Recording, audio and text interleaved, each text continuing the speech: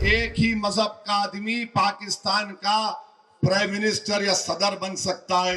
एक हिजाब पहनने वाली बेटी इस देश की वजीर आजम बनेगी इंशाअल्लाह ताला। एआईएमआईएम चीफ और हैदराबाद से सांसद असदुद्दीन ओवैसी ने हिजाब विवाद के बीच एक बड़ा बयान दिया है। उन्होंने कहा है कि भारत में भविष्य में हिजाब पहनने वाली महिला देश की प्रधानमंत्री बनेगी। उन्होंने ये बयान सोलापुर में एक सभा को संबोधित करते हुए दिया है और इसी दौरान उन्होंने अजीत पवार पर भी निशाना साधा। उन्होंने भारतीय संविधान की ताकत पर पूरा जोर देकर भरोसा भी जताया। इसके अलावा उन्होंने स्थानीय मुद्दों पर भी अपनी बात रखी। दरअसल हिजाब और बुर्का को लेकर एक बार फिर विवाद छिड़ गया है।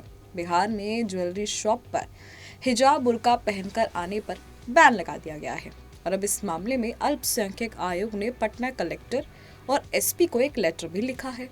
बता दें, यहाँ पर ओवैसी ने अपने भाषण में कहा है कि पाकिस्तान के मुकाबले भारत का संविधान बेहतर है। यहाँ किसी को भी प्रधानमंत्री बनने का मौका मिल सकता है और इसी के चलते भविष्य में हिजाब पहनने वाली देश का नेतृत्व करेंगी, ऐसा ओवैसी साहब ने कहा है। और इसी दौरान ओवैसी ने महाराष्ट्र के उप मुख्यमंत्री अजीत पवार को भी आड़े हाथों लिया है। उन्होंने कहा कि अजीत पवार मोदी के असर में है। उन्हें वोट देने का मतलब मोदी की नीतियों का समर्थन करना है।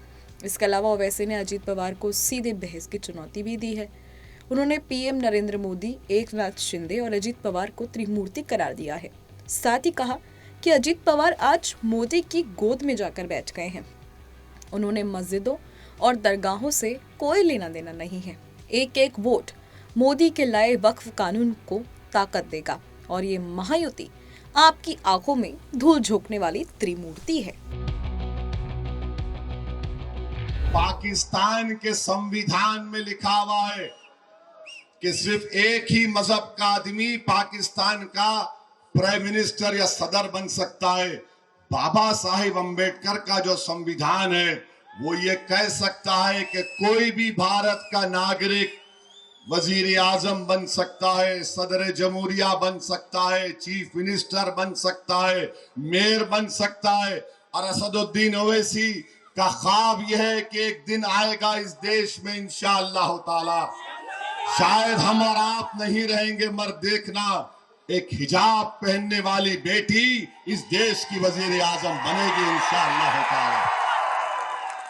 हम नहीं रहेंगे, शायद हम जमीन में जाकर हमारी हड्डियां भी घुल जाएंगी, मगर देखना एक दिन वो दिन आएगा।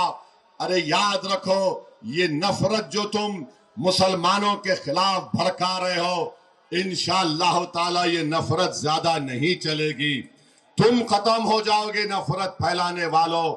मोहब्बत जब आम होगी तो लोगों को मालूम होगा कि कैसे जहर इनके दिलो दिमाग में भर दिया गया था। आज आप देखिए, सोलापुर में पेट्रोल 104 रुपये में मिलता है।